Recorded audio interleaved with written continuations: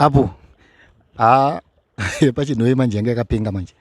Paripo panonzi CSC pa CSC panga paine function yakanga iripo ipapo.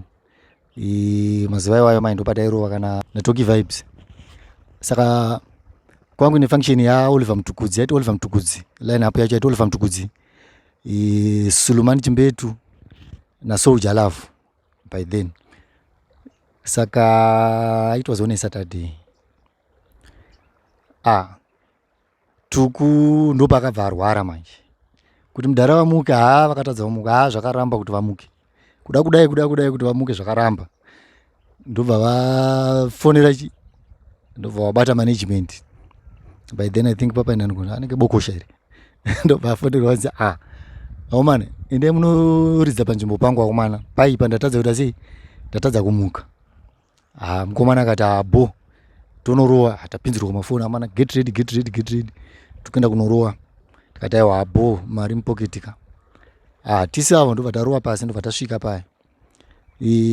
Takati nonokei kusvika bosi function yaitangara zvekuma around 6. Panenge pachiroka maketeni reiza chichi ndobva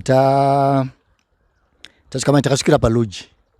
Tichisvika palodge paya bosi line up yafanira kuti Oliver Mtukudzi akaridza sorry Soldier Love akaridza, Sulumani obva aridza, then Tuku obva azovharisa obva avharisa mutambo plus Tuku yawanzotanga kuridza kuma12 obva angovharisa mutambo right.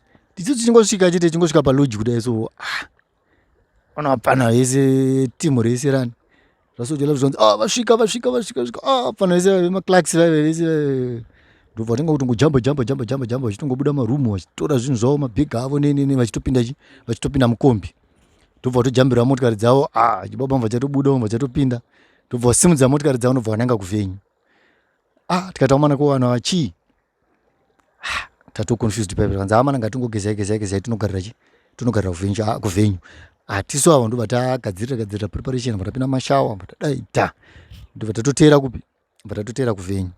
Tichisvika ikoko takatosvika Soldier Love achitoridza rutorova. By the time ari kurova manje boko shakabva ati guys imimi panapa zvatokufanira kuti ndizotika mukomana achitongopedza kurova isu tobva tatopinda. Time ari kutaura kudaro izvozvo manager waSulu ari kuzvinzwa manje ari pasaidi. Manager ndobva ngoti guys burisai magitari. Vakomana kwaSulu ndobva vaburitsa magitari zvanzi kwirai pastage ndobva kwira pastage. Apa Soldier Love achiri kuimba ndobva vasvika ndobva vasiko ndobva vakonekta boza timu iraingoshandisa kama CD uku afana achingotomoka vachirova maclarks avo chibaba chichimhanya chichingomhanya rhythm. Vatoredi kava kuti vaidila vari pasaidi. Tikati manaka panapa tisita kutopedzisira zvikanzi aiwa no problem kuti suka tiri kurira kakati ndini ndinorira. Ndobva vakomana varova achingopedza chete Sulu ndobva atochimhanya ndobva aridza mundaramba ndobva arova ndobva apedza 12 zichinoti ngenda achiburuka pastage isusu tichiti facha kupinda paipa.